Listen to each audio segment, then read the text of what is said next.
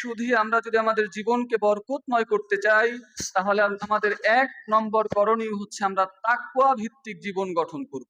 সবাই একটু জবাব দেন তো, আমরা কি করব? তাকওয়া ভিত্তিক জীবন গঠন করব। তাকওয়া মানে হচ্ছে আল্লাহর ভয়। এই আল্লাহর ভয় মুমিনের জীবনে এত গুরুত্বপূর্ণ। একটা মানুষ তাকওয়া লালন করলে সেই মানুষের মর্যাদা এই পৃথিবীতে ফেরেশতার চেয়েও দামি হয়। আবার শুধুমাত্র তাকওয়া না থাকার কারণে, আল্লাহর ভয়ের অনুপস্থিতির কারণে সেই মানুষ এই পৃথিবীতে পশুর চেয়েও নিকৃষ্ট হয়ে যায়। আল্লাহ তাআলা কুরআনুল কারীমে বিভিন্ন আয়াতে আমাদেরকে তাকওয়া ভিত্তিক জীবন গঠন করার জন্য পরামর্শ দিয়েছেন। আল্লাহ বলছেন, ওয়া মাইয়াত্তাকিল্লাহ ইয়াজআল লাহু মাখরাজা ওয়া ইয়ারযুকুহু মিন হাইসু লা ইয়াহতাসিব ওয়া মাইয়াতাওয়াক্কাল আলাল্লাহ ফাহুয়া হাসবুহ। যে ব্যক্তি আল্লাহ তাআলাকে ভয় করবে এবং তাকওয়া ভিত্তিক জীবন গঠন করবে, আল্লাহ তাআলা তার জন্য একটা নিষ্কৃতির পথ বের করে দিবেন এবং আল্লাহ তাআলা ওই বান্দার জন্য এমন জায়গা থেকে রিজকের ব্যবস্থা করবে যা বান্দা কখনো কল্পনাও করতে পারে না। সুবহানাল্লাহ। অপর এক আয়াতে আল্লাহ বলছেন, ওয়ালাউ আন্না আহলাল কুরা আমানু ওয়াত্তাকাউ লাফাতাহনা আলাইহিম বারাকাতিম মিনাস সামাই ওয়াল আরদ। আল্লাহ বলছেন, যদি জনপদের লোকেরা ঈমান আনে এবং তাকওয়া অবলম্বন করত, তাহলে আমি আল্লাহ পাক আসমান এবং জমিনের বরকতের সব দরজা খুলে দিতাম। বলেন সুবহানাল্লাহ। তাহলে বরকত পেতে চাইলে আমাদের প্রথম করণীয় হচ্ছে আমরা কি করব? তাকওয়া ভিত্তিক জীবন গঠন করব। ২ নম্বর, আমরা যদি জীবনে তাকওয়া অর্জন করতে চাই, আমরা যদি জীবনে বারাকা পেতে চাই, তাহলে আমাদের ২ নম্বর করণীয় হচ্ছে আমরা কুরআনের সাথে অ্যাটাচমেন্ট বাড়াবো। কুরআনুল কারীমের সাথে আমরা সম্পর্ক বাড়াবো। দেখেন, কুরআনের সাথে সম্পর্ক বাড়ালে আমাদের জীবনে কেমন বরকত হয়। মুসলিম শরীফের হাদিস, বিশ্বনবী বলেছেন, ইকরাউ সূরাতুল বাকারা। যেই বান্দা সূরাতুল বাকারা তিলাওয়াত করবে, ফাইন্নাহু আখাযা বারাকাহ, আল্লাহ তাআলা তার জীবনকে বরকতময় করে দিবেন। ওয়া তারকাহা হাসারা ওয়া লা তাসতাতিউহা আল বাতালা, আর যা ছেড়ে দিবে সে শুধু আফসোস করবে। ওয়া লা তাসতাতিউহা আল বাতালা, আর যে ব্যক্তি সূরাতুল বাকারা তিলাওয়াত করবে, আল্লাহ তাআলা ওই বান্দাকে কালো জাদু, ব্ল্যাক ম্যাজিক, জাদুটোনা, সকল ধরনের অনিষ্ট থেকে আল্লাহ তাআলা ওই বান্দাকে হেফাজত করবেন। বলেন সুবহানাল্লাহ। এজন্য আমরা নিজেরা কোরআনের সাথে সম্পর্ক রাখব এবং সন্তানদেরকেও কোরআনের সাথে সম্পর্ক রাখার জন্য উৎসাহিত করব। পৃথিবী থেকে একজন মানুষ যখন চলে যায়, ২ ধরনের সন্তান আমরা পৃথিবীতে রেখে যাই। ১ নম্বরে হচ্ছে নেককার সন্তান, ২ নম্বরে হচ্ছে বদকার সন্তান। আপনি যখন নেক সন্তান পৃথিবীতে রেখে যাবেন, ওই নেক সন্তান আপনি মারা যাওয়ার পরে আপনার জন্য দোয়া করবে, আপনার জানাজার নামাজে ইমামতি করবে, আপনার জন্য জিকির করবে, আপনার জন্য দান সাদাকা করবে, আপনার কবর জিয়ারাত করবে। বিপরীত ভাবে যদি আমরা বদ সন্তান, খারাপ সন্তান পৃথিবীতে রেখে যাই, আপনি মারা যাওয়ার পরে আপনার জন্য দোয়া কিভাবে করতে হয় জানবে না, আপনার জানাজার নামাজে ইমামতি কিভাবে করতে হয়, বরং ইমাম ভাড়া করা লাগবে জানাজার নামাজ পড়ানোর জন্য। আপনার কবর কিভাবে জিয়ারাত করতে হয় জানবে না, আপনার জন্য দান সাদাকা কিভাবে করতে হয় জানবে না, বরং আপনি মারা যাওয়ার পরে আপনার জন্য দোয়া করবে তো দূরের কথা, দেখা যাবে ওই খারাপ সন্তান আপনি মারা যাওয়ার পরে আপনার সম্পদ ভাগাভাগি নিয়ে ব্যস্ত থাকবে। এমন ঘটনা আমাদের বাংলাদেশে বহু ঘটেছে। আপনারা গত কয়েকদিন আগেও দেখেছেন, বাবা মারা গিয়েছে, ৩ দিন পর্যন্ত বাবার লাশ দাফন করতে দেয়া হয় নাই। বাবার ৪০ লক্ষ টাকা ব্যাংক অ্যাকাউন্টে ছিল, ছেলে কত টাকা নিবে, মেয়ে কত টাকা নিবে, এটা ভাগাভাগি করতে গিয়ে ফ্রিজিং করা গাড়িতে সেই লাশ রাখা ছিল। ৩ দিন পর্যন্ত বাবার সেই লাশ দাফন করতে দেয়া হয় নাই। অতএব আমরাও যেন সেই হতভাগা মা বাবা না হই। এবং আপনারা গত ২ সপ্তাহ আগে দেখেছেন, এক মা মারা গেছে, ৫ দিন পর্যন্ত তাদের সন্তানদের কাছে কোনো খবরই ছিল না, অথচ ৩ ছেলেই উচ্চ শিক্ষিত ছিল। এক ছেলে পৃথিবীর আমাদের স্বপ্নের দেশ কানাডার মতো দেশে সেটেলড, আর এক ছেলে সচিব, আর এক ছেলে বিসিএস ক্যাডার, অথচ তার মা মরে পচে আছে, তাদের কাছে কোনো খবরও ছিল না। অতএব আমরাও যেন সেই হতভাগা, সেই দুর্ভাগা মা বাবা না হই। প্রত্যেকটা সন্তানের পাওনা তার মা বাবার কাছে তাদের অধিকার, প্রত্যেকটা সন্তানের তার মা বাবার কাছে পাওনা। আপনি তাদেরকে কোরআন শিখাবেন, আপনি তাদেরকে দ্বীন শিখাবেন। যদি আমরা সন্তানকে কোরআন না শিখাই, কিয়ামতের ময়দানে এই সন্তান আমাদেরকে আসামি বানাবে। সে আল্লাহর কাছে বলবে, ওগো আল্লাহ, আমি কি অপরাধ করেছিলাম যে অপরাধের কারণে আমার বাবা মা আমাকে কোরআন শিখায় নাই?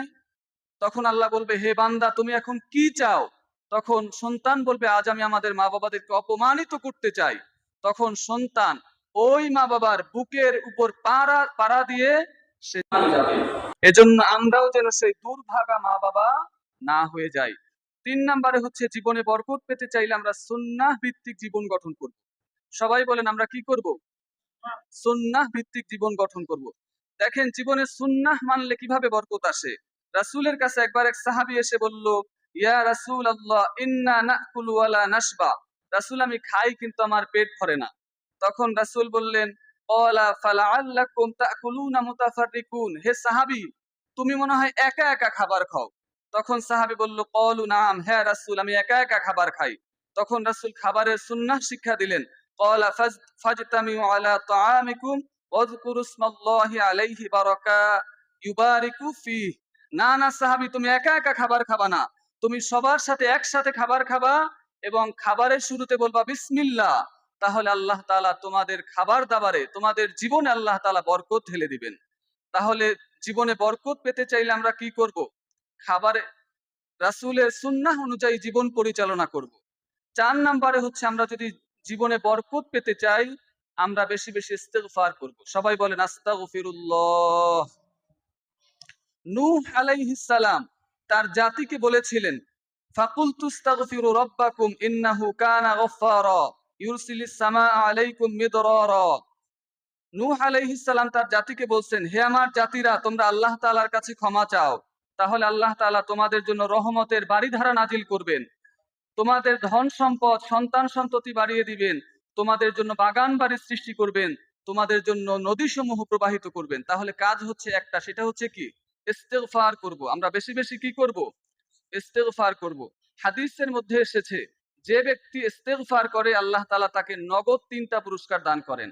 মান লাজিমাল ইস্তেগফার, যে ব্যক্তি ইস্তেগফারের সাথে আঠার মতো লেগে থাকে, জাআলাল্লাহু লাহু মিন কুল্লি দিকিন মাখরাজা, আল্লাহ তাআলা ওই বান্দাকে দুনিয়ার যত বিপদ আপদ বালা মুসিবত আছে, সকল বিপদ আপদ এবং বালা মুসিবত থেকে আল্লাহ ওই বান্দাকে হেফাজত করেন। অমিন কুল্লি হাম্মিন ফারাজা, দুনিয়ার যত দুশ্চিন্তা, ডিপ্রেশন, মানসিক অশান্তি থেকে আল্লাহ তাআলা ওই বান্দাকে হেফাজত করবেন। ওয়ারাযাকাহু মিন হাইসু লা ইয়াহতাসিব, এমনকি যেই বান্দা সব সময় পড়ে আস্তাগফিরুল্লাহ, ওই বান্দাকে এমন জায়গা থেকে আল্লাহ তাআলা রিজকের ব্যবস্থা করবে যা বান্দা কোনোদিন কল্পনাও করতে পারে নাই। বলেন সুবহানাল্লাহ। এই ইস্তিগফার আমরা কিভাবে করব? অনেক শব্দ চয়ন দিয়ে ইস্তিগফার করা যায়। ইস্তিগফার শব্দের অর্থ হচ্ছে মাফ চাওয়া, ক্ষমা চাওয়া, বিরত থাকা। আমরা পড়তে পারি আস্তাগফিরুল্লাহ, আমরা পড়তে পারি আল্লাহুম্মা ইন্নাকা আফুন তুহিব্বুল আফওয়া ফাফু আন্নি, অথবা আমরা পড়তে পারি রব্বানা যালামনা আনফুসানা ওয়া ইল্লাম তাগফির লানা ওয়া তারহামনা লানাকুনান্না মিনাল খাসিরিন। দেখেন, ইস্তিগফার করলে, আল্লাহ তাআলার কাছে ক্ষমা চাইলে আল্লাহ কিভাবে ক্ষমা করেন, একটা ছোট্ট ঘটনা শুনাই। মূসা আলাইহিস সালাম একবার আল্লাহকে প্রশ্ন করলো, ওগো আল্লাহ, আমি আমার উম্মতের সবচাইতে খারাপ মানুষটাকে দেখতে চাই। আল্লাহ পাক বললেন, ওগো আমার নবী মূসা, তুমি তোমার ওই রাস্তায় দাঁড়িয়ে থাকো, ওই রাস্তা দিয়ে সকালবেলা সবার আগে যেই মানুষটা আগমন করবে, ওই মানুষটাই তোমার উম্মতের মধ্যে সবচাইতে খারাপ মানুষ। মূসা আলাইহিস সালাম দেখলেন সকালবেলা একটা লোক তার ছোট্ট সন্তানকে নিয়ে ওই রাস্তা দিয়ে আগমন করতেছে। মূসা আলাইহিস সালাম তখন বুঝতে পারলেন ওই লোকটাই আমার উম্মতের সবচেয়ে খারাপ মানুষ। এবার সে আল্লাহকে আবার প্রশ্ন করলো, গো আল্লাহ, আমি আমার উম্মতের সবচেয়ে ভালো মানুষটাকেও দেখতে চাই। তখন মূসা আলাইহিস সালাম ওই রাস্তায় দাঁড়িয়ে রইলেন। আল্লাহ বললেন, ওই রাস্তা দিয়ে বিকেল বেলা সবার আগে যেই মানুষ আগমন করবে, ওই মানুষটাই আমার উম্মতের, তোমার উম্মতের সবচেয়ে ভালো মানুষ। তখন মূসা আলাইহিস সালাম দেখলেন সকাল বেলার সবার আগে যেই মানুষটা আগমন করেছিল, বিকেল বেলাও সেই ওই মানুষটাই সবার আগে আগমন করতেছে। তখন মূসা আলাইহিস সালামের মাথায় ধরে না, সকাল বেলার সবচেয়ে খারাপ মানুষ আমার উম্মতের মধ্যে, বিকেল বেলা কিভাবে সবচেয়ে ভালো মানুষ হয়ে যায়। এবার সে আল্লাহকে আবার প্রশ্ন করলো। আল্লাহ তাআলা তখন তাকে জানিয়ে দিলেন, হে মূসা, ওই লোকটা যখন সকাল বেলা তার ছোট্ট সন্তানকে নিয়ে জঙ্গলের মধ্য দিয়ে আগমন করতেছিল, তখন ওই ছোট্ট সন্তান জিজ্ঞেস করলো, বাবা, এই জঙ্গলটা কত বড়? তখন ওই লোকটা জবাব দিছে, বাবা জঙ্গলটা তো অনেক বড়। তখন ছোট্ট সন্তান আবার জিজ্ঞেস করলো, বাবা জঙ্গলের চেয়ে পৃথিবীতে আর বড় কিছু নাই নাকি? তখন ওই লোকটা বলছে, জঙ্গলের চেয়ে ওই যে পাহাড় দেখা যায়, পাহাড় বড়। তখন ওই ছোট্ট সন্তান আবার জিজ্ঞেস করলো, বাবা পাহাড়ের চেয়ে বড় কিছু আর নাই নাকি? তখন ছোট্ট সন্তান বলল, পাহাড়ের চেয়ে আল্লাহর আরশ বড়। তখন ওই ছোট্ট সন্তান আবার জিজ্ঞেস করলো, বাবা আল্লাহর আরশের চেয়ে বড় আর কিছু আছে নাকি? তখন ওই লোকটা দুই চোখের পানি ছেড়ে দিয়ে বলল, আমি আমার জীবনে এত অন্যায় অপরাধ করেছি, আমার মনে হয় আল্লাহর আরশের চেয়ে আমার গুনাহের পরিমাণ আরো বেশি। ওই লোকটার তাওবার পদ্ধতি আমার আল্লাহ তাআলার কাছে এত পছন্দ হয়েছে যে সকালবেলা উম্মতের সবচেয়ে খারাপ মানুষকে বিকেল বেলা সবচেয়ে ভালো মানুষ হিসেবে আল্লাহ কবুল করেছেন। সুবহানাল্লাহ। 5 নাম্বার, আমরা জীবনে বরকত পেতে চাইলে আমরা দান করব। সবাই বলেন আমরা কি করব? দান করব। আল্লাহ কোরআনে কারিমে বলেছেন, আল্লাহ হাদিসের মধ্যে বলেছেন, ওয়ালাউ আন্না আউওয়ালাকুম ওয়া ইনসাকুম ওয়া জিন্নাকুম ফি সাইদিন ওয়াহিদ। আল্লাহ বলছেন, পৃথিবীর সব মানুষ যদি একটা মরুভূমির মধ্যে দাঁড়ায় আর আল্লাহর কাছে বলতে থাকে, আল্লাহ আমার বাড়ি লাগবে, গাড়ি লাগবে, ধন লাগবে, সম্পদ লাগবে, আল্লাহ বলছেন সবার চাহিদা যদি আমি সম্পূর্ণভাবে পূরণ করে দেই, আমার ধনভাণ্ডার থেকে কিঞ্চিত পরিমাণও কমবে না। আল্লাহ অপর এক জায়গায় উদাহরণ দিচ্ছে, হ্যাঁ কমলে অতটুকু কমতে পারে, মহাসমুদ্র থেকে যদি সুই দিয়ে একটু পানি নিয়ে আসা হয়, তাহলে মহাসমুদ্রের পানি যতটুকু কমবে, কমলে আমার মহা ধনভাণ্ডার থেকে অতটুকু কমতে পারে। বলেন তো, প্রশান্ত মহাসাগর থেকে যদি একটু সুই দিয়ে পানি নিয়ে আসা হয়, তাহলে কি অনেক পানি কমে যাবে? আল্লাহ বলছেন, হ্যাঁ কমলে ওই সুয়ের মাথায় যতটুকু পানি কমে, আমার বিশাল ধনভাণ্ডার থেকে সবার আশা আকাঙ্ক্ষা সমানভাবে পূর্ণ করে দিলেও ওই কিঞ্চিত পরিমাণও তোমরা কমাতে পারবে না। এজন্য আমরা কি করব? দান করব। আল্লাহ কোরআনে কারিমে বলেছেন, মান যাল্লাযী ইউকরিদুল্লাহা করদান হাসানা ফায়ুদাইফাহু লাহু আদআফান কাসীরা। যে আল্লাহ তাআলাকে কর্জে হাসানা দেয়, মানে হচ্ছে যে আল্লাহর রাস্তায় করে, আল্লাহ তাআলা তার সম্পদ বহু বহু গুণে বাড়িয়ে দেয়। একটা ছোট্ট ঘটনা শোনাই। তাবুকের যুদ্ধের দামামা যখন বেজে উঠলো, বিশ্বনবী সব সাহাবীদেরকে বললেন, তোমরা সবাই প্রতিযোগিতামূলক দান সাদাকা করো। তখন সকল সাহাবীরাই দান সাদাকা করা শুরু করলেন। সাইয়েদনা ওমর ইবনুল খাত্তাব তিনি তার সম্পত্তির অর্ধেক সম্পত্তি তাবুক যুদ্ধের জন্য দান করে দিলেন। ওসমান রাদিয়াল্লাহু আনহু, রাইসুল মুফাসসিরিন আব্দুল্লাহ ইবনে আব্বাস রাদিয়াল্লাহু আনহু সহ সকল সাহাবীরাই প্রতিযোগিতামূলক দান করলেন। এরপরে সকল শেষে রাসূল জিজ্ঞেস করলেন, আমার আবু বকর কোথায়? আবু বকর কি তাবুক যুদ্ধের জন্য কিছু দান করে নাই নাকি? তখন আবু বকর রাদিয়াল্লাহু আনহু একটা পোটলা রাসূলের হাতে দিলেন।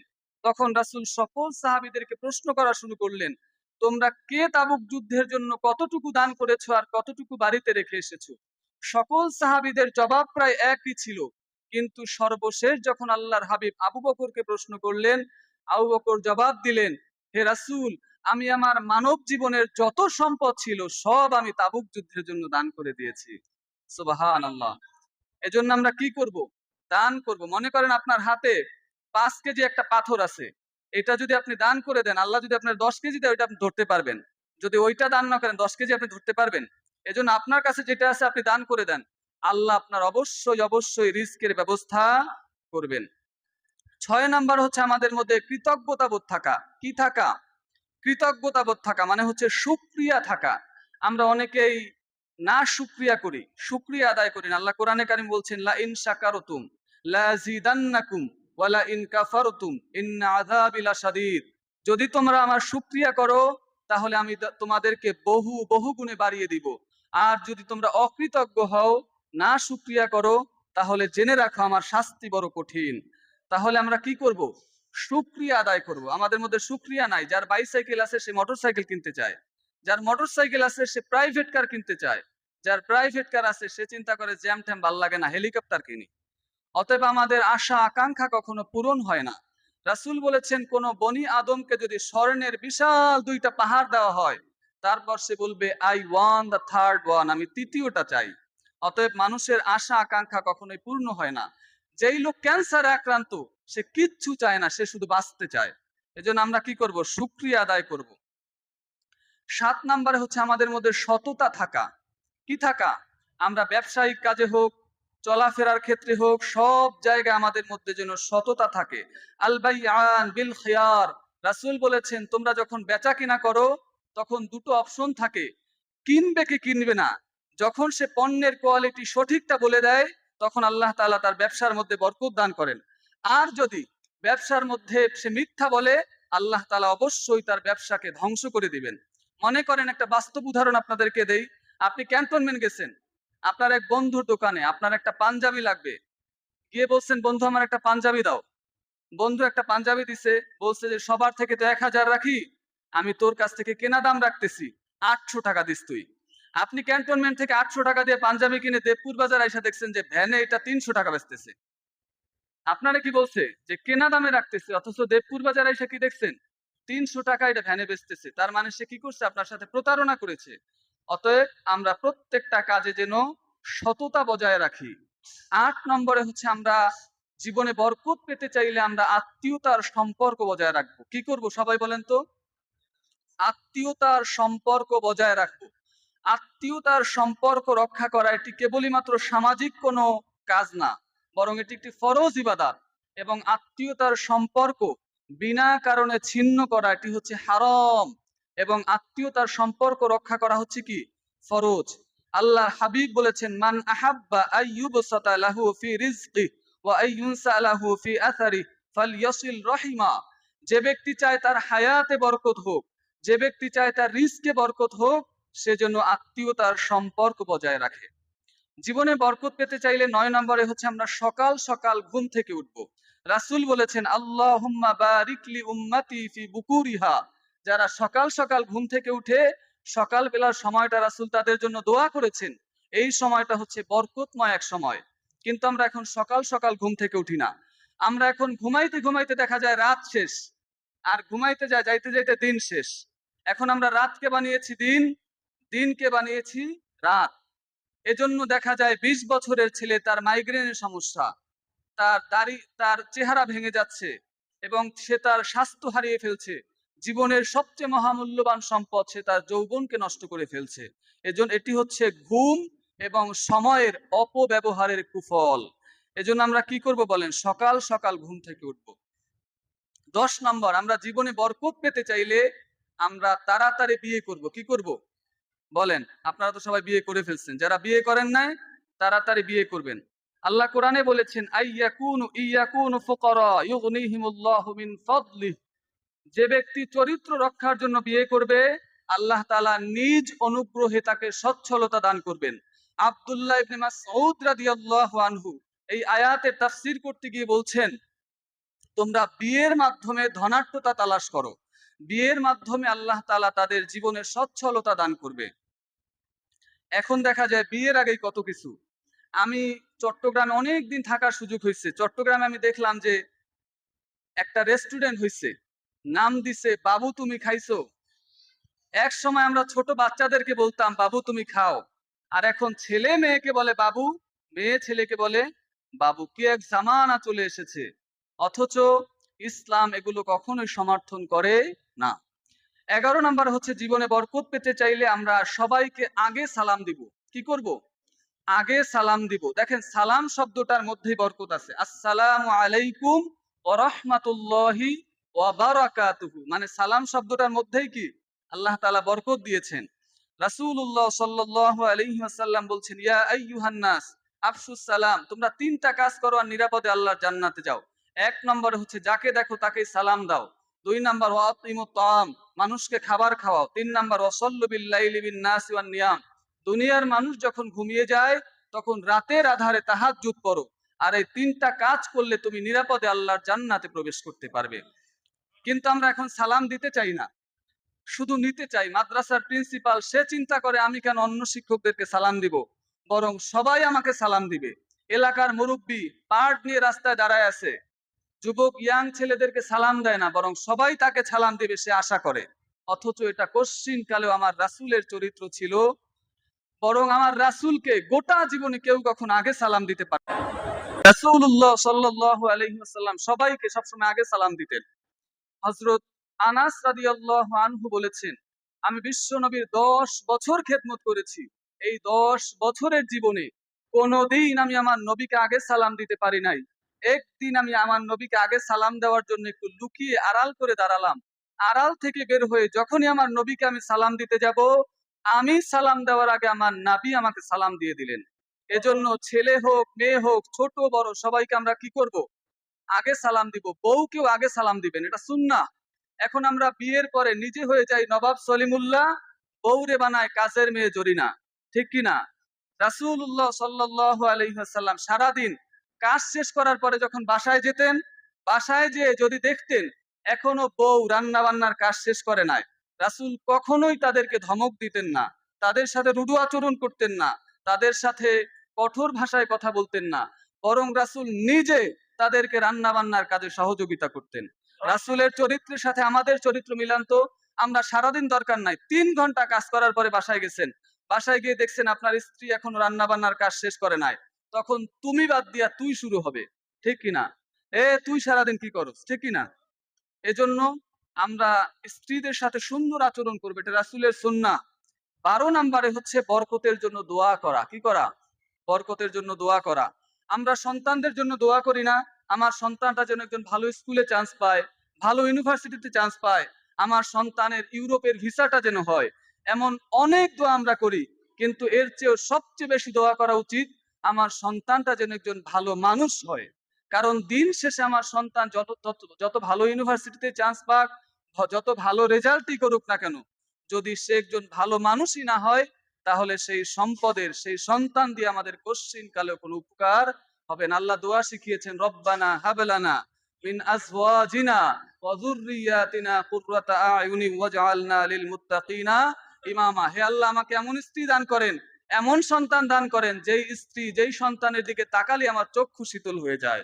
সুবহানাল্লাহ। আল্লাহ তাআলা আমাদের জীবনে প্রত্যেকটা ক্ষেত্রে বরকত দান করুক, এই আশা ব্যক্ত রেখে সবার কাছে দোয়া চেয়ে আমি এখানেই শেষ করছি। দেখেন, আপনাদের সামনে ওয়াজ করার জন্য ইলম আমল একটাও আমার মধ্যে নাই। আমি একটা সামান্য নাদান মানুষ, ইলমও নাই, আলেম আমলও নাই। এখানে এমনও ব্যক্তি আছেন যারা আমার বাপের জন্মের আগে থেকে ওয়াজ শুনেন, অতএব সব ওয়াজ আপনাদের এখন মুখস্থ। ঠিক কিনা? অতএব এটাকে একটা ক্লাস মনে করবেন। যে পয়েন্টগুলো বলেছি আমরা যেন বাস্তব জীবনে প্রত্যেকটা কাজ যেন আমল করতে পারি।